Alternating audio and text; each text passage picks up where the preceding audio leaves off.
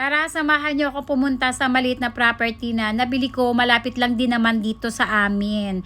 Subdivision to, parang ano siya, old subdivision, gano'n. Nagwakwak na lang kami mag-ina kasi maganda yung panahon.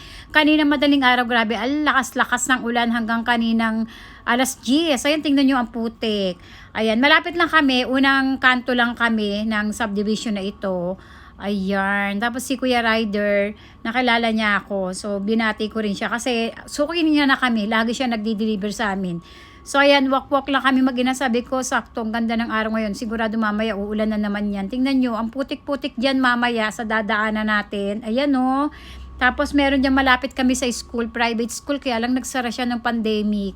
Ayan yung school, ayan. Sayang nga yan eh. Sana nasa likod lang kasi kami yan. Ito, mga property na nabili na. Kung napansin nyo, may mga plug siyang white. Nasukatan na yan at nabili na. Ayan ang putik. Grabe kasi kanina, lakas ng ulan.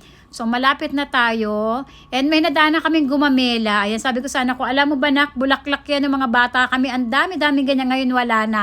At hindi na siya kilala ng mga bata ngayon. And malapit na tayo mga Maricoy sa maliit na property na nabili naming mag-asawa. Ayan, tuwan-tuwa ako kasi nakapagbili kami ng ganito. So, ayan, yay! Ayan, meron naman kaming kapitbahay dito mga Maricoy, ituro ko sa inyo. Ayun, doon banda doon maraming bahay. Tapos ayan, at eto yung school kanina nasa likod kami. Yung gate pala namin is stainless na. Ayan, pakita ko sa inyo. Kasi nga naisip ko na para hindi na tayo paano pagawa-gawa at papinto-pintura, mag-stainless na lang tayo. Ayan yung basketball court ng anak ko. At ayan yung maliit namin sasakyan. Ayan, Vios yan. So ayan, napansin ko ang daming damo. Oh. Sabi ko, ang daming damo. Kawawa naman. Wala pa kaming bahay pero soon, maybe next year, baka magpatayo na kami. Ayan yung aking halaman. At ayan ako. Ayan yung sticker na kinabit ko. Siyempre sa driver's side ko nilagay kasi ako ang driver. Ayan, malit lang naman yan. Nakyutan lang ako nung nakita ko yan. O diba, pag ganyan-ganyan pa si ate. O. At eto naman, pinaltan ko, lady driver, please be patient. Ako yan, syempre. Sumama yung ENT, binali ko na lang.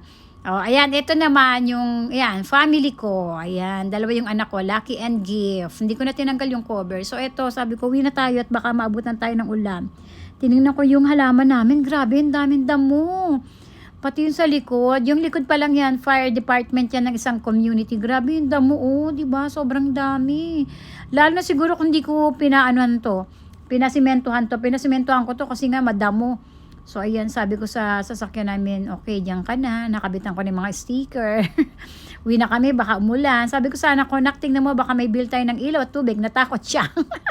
Kasi merong yung butike. Ayan ayan yung loob ng property namin. And ayan, masukal kasi nga nag-uulan siya. Grabe talagang ulan. 2 weeks na yata yung ulan. Ayan, nauwi na kami. Sabi ko, tara magmadali tayo at baka umulan kasi pakiramdam ko kumikilimlim na naman. Kumikilimlim. So ay mga Maricoy, salamat sa pagsama!